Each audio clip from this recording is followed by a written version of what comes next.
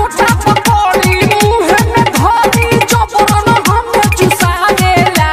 अच्छा तो तहरा का भैया जबरन चूसा बतावे तो चूसत काहे ने खू तहार बहन चोदो। हम तो कहत नहीं कि चूसत चूसत भैया का फेविकोल निकाल दो। अब मतलब अगर फेविकोल से भैया सेटिस्फाई ना हुई तो ओकर लड़वा अपन गर्दनिया में तू फंसा लिह, देखिए कितना मजा आई।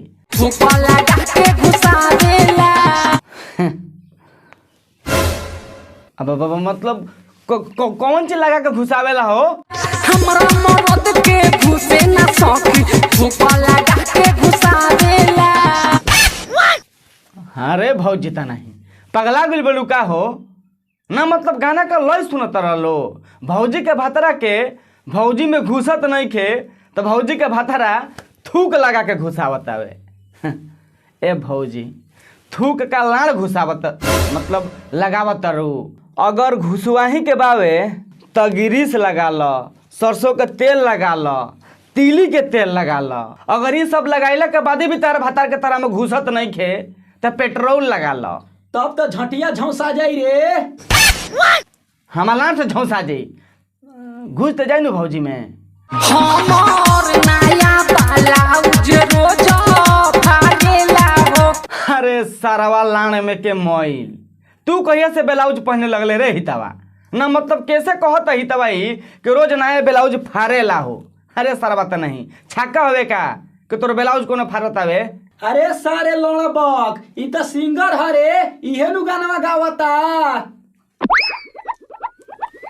इहो बात सही बावे, लेकिन तब तो और ही सारा का घर आए नहीं तब गाना कितना खतरनाक गइले बावे कि रोज नया ब्लाउज फाड़त आवे और थूक लगा के घुसावत आवे। अरे भोसड़ी वाला तो नहीं कहिए तोहनी के सुधरब सारे सारा बता नहीं ना, तोहनी के चाहत रह से हम सर्व पगला जी वीडियो बनावत ना, तोहनी के सब कौन गाड़ी दी बहन चोस्तन के रे भाई।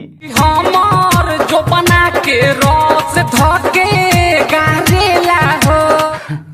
साचो हम तो पहली बार सुनत नहीं कि तारा जोबन में से आदमी रस धके गारत आवे। हम तो बस ये जानत रहनी हो कि ऊख के रस आदमी गारेला, मौसमी के रस आदमी गारेला, संतरा के रस आदमी गारेला, यहाँ तक हमारा लड़वा का अब मतलब अनारस के रस आदमी गारेला।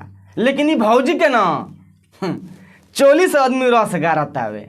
पाका पे लकड़ी बारू तार बहन का बुरी में छनाउटा पे लो ना दिल से तो पहाड़े पे दर्दा सखी।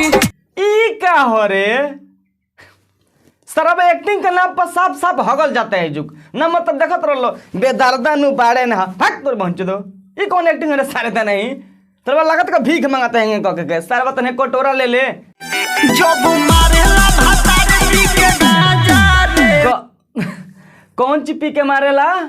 जब मारेला भातारी के गाजा रे मुंडी कोई देला हमरो ताजा रे। अच्छा तो तारा भतार जब तारा गांजा पी के मारेला तो तारा मुंड ताजा हो जाला ना, आ जहिया दारू पी के मारेला तहिया का होला?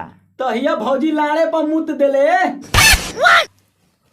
अरे सरवा खाली मुतबे करेला ना हगियो देले। नन तोहर रोसल बाड़ी होलिया में बाय बनवा खातिर ना। तब भौजी रूसल बाड़ी होलिया में बैगनवा खाती ना। ए भौजी जब इतना बतावते बाड़ू तो इहे लगले इहो बता दो कि लमका बैगनवा खाती ना गोलका बैगनवा खाती दोनों। अरे सारा बात नहीं दोनों अपना गोनिया में डलबे। हम ना डालेम भौजी डाली। हट सारे हम देह बनाई अरऊ। तब भाई लोग ये जो गाना तो हम लोग कभी सुनला हलो, ये गाना का हम दूसरा हाली रोस्ट करत नहीं बिकॉज जब पहला बार हम ये गाना का रोस्ट कर रहनी तो एगो दूगो जो पॉइंट रहे ओकरा का हम कवर ना कर रहनी तो पॉइंट के वीडियो में कवर कराला बनी। सो वीडियो तो हम लोग के देखिए बहुत इंटरेस्टिंग होखेला बा।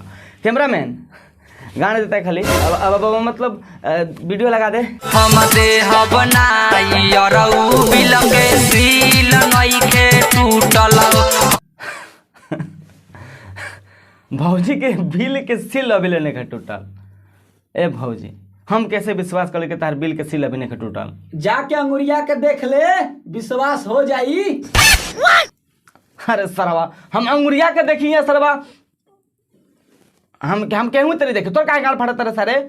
ना मतलब भाई लोग तो हम लोग हमरा के बतावल एकरा पर ज्यादा अपन ओपिनियन हम शेयर करना चाहम तो हम लोग कमेंट करके हमरा के बताइयो लो कि भौजी के सील अभी टूटल है कि ना टूटल है ना मतलब भौजी के तो देख हमरो यही लगा कि भौजी सील के साथ साथ गाड़ो फाड़ देलो कि असन लेकिन भौजी कहत रही के सील नहीं खे टूटल आ तनी हाँ हाई भोसड़ी वाला के देख लो नहीं तब के तरी कहत हवे कि सील नहीं खे टूटल अरे सरबत नहीं तू का अपन गाड़ के सील तुरवैबे भौजी तो मान लो कि अपन मतलब कहीं के सील तुरवाई लेकिन इस तरह कहते कि सील नहीं खे टूटल हो सर तुर जैसे कौन सील तार नू हगना जी सही से आजले न कवनो हमारा संगे बाटे नाही सुतल हो तो हमार बड़का बाबू के अपना लगे सुताल अब बाबा मतलब हमारा के अपन लगे सुताल जब तारा लगा तक कौन सुतल ही नहीं खे तो सुते का कमी बाबे एकले कहे के चाही नू सर्व बिना चौपले के दौड़ के चली आई थी एगो टेम्पू के ड्राइवर ये सखी लाइन में रहते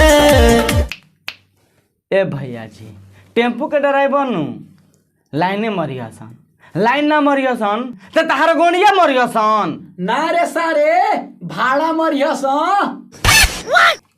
इहो सर्व बात सही कहत हवे हाँ भैया जी गान अब मतलब भाड़ा मरियासन लाइन काहे मरियासन ललका जीजा रंग ललका जीजा रंगीना लेके मोर खलका जीजा कसम टेढ़का लाड़ा वाला बाबा के अगर हमार साली जहिया जगह कह दिनू कि लालका रंग लेके आ खलका रंग द खलका के साथ साथ थोड़ा झटियो रंग देती आ उ रंगला के बाद अगर थोड़ा बहुत भी हमारे पास टाइम मिली नू तो एक टिप मार लेती और का चढ़ली जवनिया के पानी झारता कौन चीज झाड़ता भौजी तनी फिर से खाली कहबू चढ़ली जवनिया के पानी झारता अच्छा हो ना का चढ़ल जवानी के पानी झरता बे हे भौजी के तरी तू देखो तरु हो कि मतलब तारा ये पानी झाड़ सकता है तहार पानी इस तरह झाड़ सकता है एक शरीर में खुद पानी के कमी बावे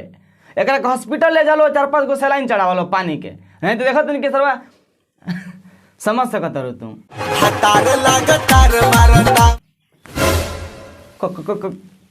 कौन ची मारता वे हतार लागतार मारता अच्छा तो तारा भतार लगातार मारता वे तो इहे लगले इहो बता दे तू कि गाड़ी में मारता ना मतलब कहीं और ही मारता वे भतार लगातार मारता वे अब भौजी इतना खुश बड़ी कहियो गाड़ी में पेल दी पियो के तो पता चली तारा ए भाई लोग कसम से कहते अब हम 1 सेकंड ना झेल सकम अगर झेल लेनी सरवा हम पागल हो जाए भाई कसम से कहते नहीं तो आज के बकचोदी यहीं खत्म करते नहीं बहुत भाई बकचोदी और लड़ा लहसुन तो भाई लोग अब पारी आगे भीख मांगे के तो भाई लोग अगर वीडियो देखे तो उनको थोड़ा मतलब थोड़ा बहुत भी बहन चोरी इतना मिस्टेक होता रहे अगर वीडियो देखे तो हमको थोड़ा बहुत भी अच्छा लगलो तो वीडियो के लाइक कर दी होलो अच्छा ना लगलो वीडियो के डिसलाइक भी कर सकते रहो और सबसे इंपॉर्टेंट बात भाई लोग अभी तक जो हमारे चैनल का सब्सक्राइब नहीं करे प्लीज यार सब्सक्राइब करने के बाद बेल आइकन को ऑल में प्रेस कर दी होलो ताकि हम जब भी नई वीडियो अपलोड करें सबसे पहले लोग मिल जाए मिले जी फिर से नेक्स्ट वीडियो में तब तक के लिए बाय।